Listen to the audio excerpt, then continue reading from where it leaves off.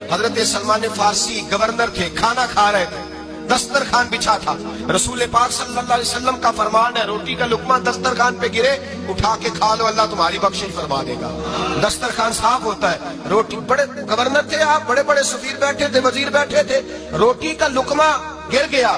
آج تو لوگ فیشن میں عزت ڈھونڈتے ہیں نا، وقار ڈھونڈتے ہیں کہ میں جدید دنیا کے ساتھ مل جاؤں۔ دیکھو عزت کس بات میں، حضرت سلمان فارسی روٹی کھا رہے تھے، سفیر وزیر نہ جانے بڑے بڑے لوگ بیٹھے تھے، کھانا کھاتے کھاتے لقمہ گرا دسترخوان پہ۔ حضرت سلمان فارسی نے سمیٹا، منہ میں رکھا، پھر انگلی مار کے دسترخوان صاف کیا۔ ایک صحابی کان میں کہنے لگے، سلمان کیا کر رہے ہو؟ کیا کر، آپ گورنر ہے، سوچئے تو صحیح، یہ لوگ کیا کہیں گے دنیا دار کے، مسلمانوں کو روٹی نہیں ملتی، اٹھا اٹھا کے کھا رہے۔ کان میں بات کی، کان میں۔